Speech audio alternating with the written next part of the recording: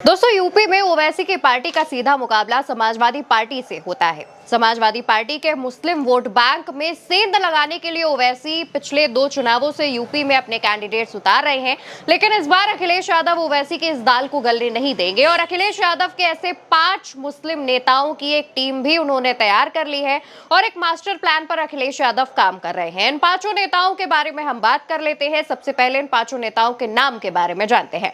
तो पहले नेता है अफजाल अंसारी, दूसरे नेता हैं आजम खान, तीसरे इरफान सोलंकी और चौथे जियाउर रहमान बर्क और 5वीं नेता है इकरा हसन। जी हाँ, ये वो 5 नेता हैं जिनकी टीम मिलकर ओवैसी की इस बार मुश्किलें बढ़ाने वाली है। इन 5 नेताओं के बारे में विस्तार से बात कर लेते हैं। जैसे कि सबसे पहले हम अगर अफजाल अंसारी पर बात करें तो गाजीपुर से मौजूदा समय में सांसद हैं। इनका यानी कि अंसारी परिवार का पूर्वांचल में काफी प्रभाव है। मऊ की सीट हो गई या फिर गाजीपुर की सीट हो गई, यहाँ पर अंसारी परिवार का दबदबा कायम है और इनकी ही परिवार की सीटें मानी जाती हैं। तो ऐसे में जो अफजाल अंसारी हैं वो ओवैसी की दाल गाजीपुर मऊ जैसे क्षेत्रों में नहीं गलने देंगे। इसके बाद बारी आती है आजम खान की। पूर्व सांसद रह चुके हैं, रामपुर में उनका प्रभाव है, 10 बार के विधायक हैं। रामपुर के आसपास के जितने क्षेत्र हैं वहां पर आजम खान घेराबंदी करेंगे और ओवैसी को घुसने नहीं देंगे। इसके बाद बारी आती है इरफान सोलंकी की। इरफान सोलंकी जो कि कानपुर के सीसामऊ से करीब 4 बार के विधायक रह चुके हैं। एक मामले में सजा होने के चलते उनकी पत्नी यहां से उपचुनाव जीती थी। सीसामऊ के आसपास के जितने भी क्षेत्र हैं वहां पर इरफान सोलंकी के परिवार का दबदबा कहा जाता है, इरफान सोलंकी के परिवार का वर्चस्व कहा जाता है। ऐसे में सीसामऊ के आसपास की जो क्षेत्र है वहां पर सोलंकी परिवार जो है ओवैसी को टिकने नहीं देगा। और इसके बाद बारी आती है जियाउर रहमान वर्क की, जो कि संभल से मौजूदा सांसद हैं। इनके जो दादा हैं वो भी यहां से सांसद और विधायक रह चुके हैं। तो ऐसे में जियाउर रहमान वर्क ने भी अपनी घेराबंदी शुरू कर दी है।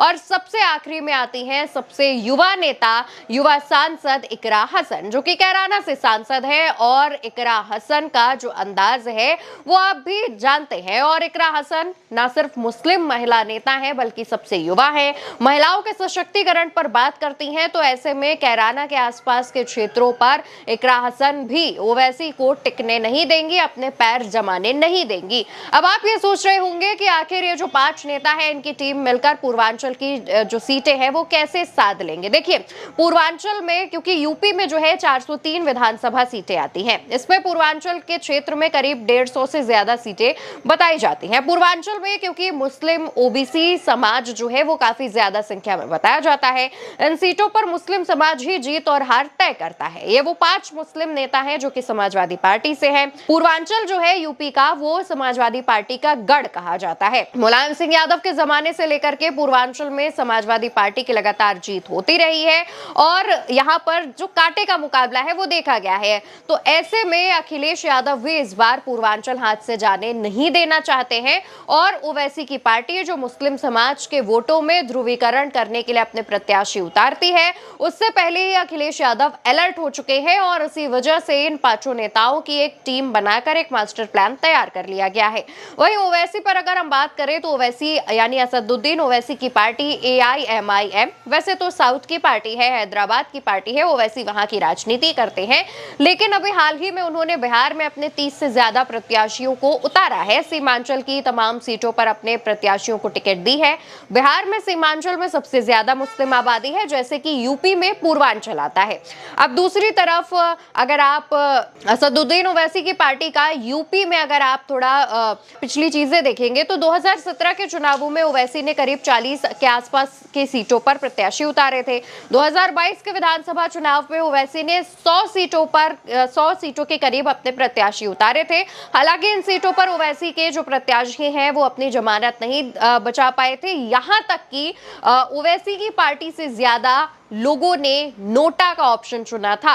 तो ऐसे में ओवैसी का यहाँ पर कोई भी वर्चस्व नहीं है, ओवैसी की पार्टी यहाँ टिक नहीं पाती है। लेकिन क्योंकि ओवैसी सिर्फ मुस्लिम समाज के नेताओं को टिकट नहीं देते हैं, बल्कि वो वोट काटने का भी काम करते हैं और वोटों में सेंध लगाने का काम करते हैं, जिससे समाजवादी पार्टी को नुकसान पहुंचता है। पर आने वाले 2027 के चुनावों में ऐसा देखने को ना मिले, आने वाले चुनावों में ऐसी चीजें वापस से रिपीट ना हो, इसके लिए अभी से ही अखिलेश यादव ने घेराबंदी शुरू कर दी है और इस पर काम शुरू कर दिया है। वहीं जिन नेताओं पर हम बात कर रहे थे, जैसे कि अफजाल अंसारी, आजम खान, शफीकुर रहमान बर्क, इरफान सोलंकी और इकरा हसन, ये पांचों वो नेता हैं जो लगातार अपने अपने तरीके से राजनीति करते हैं। इनकी जनसभाओं में, इनकी रैलियों में ज्यादा से ज्यादा भीड़ इकट्ठा होती है, तमाम ऐसे मुद्दों पर बात करते हैं। सिर्फ धर्म की राजनीति नहीं करते, धर्म पर बांटते नहीं हैं, बल्कि लगातार लोगों को आगे बढ़ाने पर, गरीबों की हक की बात करते हैं। दूसरी तरफ अखिलेश यादव का जो पीडीए वोट बैंक है, वो भी अखिलेश यादव को लगातार जो है ऊंचाइयों पर ले जा रहा है, अखिलेश यादव की ताकत बढ़ा रहा है।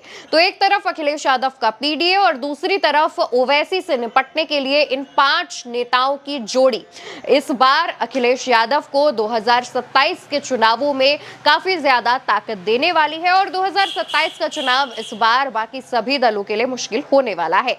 बताते चले कि अखिलेश यादव ने अभी से ही इसकी तैयारियां शुरू कर दी हैं। देखने वाली बात होगी कि आगे आने वाले समय में और कौन-कौन सी जो ऐसी खबरें हैं वो निकलकर सामने आती हैं। फिलहाल के लिए इस खबर में इतना ही। खबर आप भारत एक सोच पर देख रहे थे। याद से चैनल को सब्सक्राइब कीजिएगा, वीडियो को शेयर करिएगा। नमस्कार।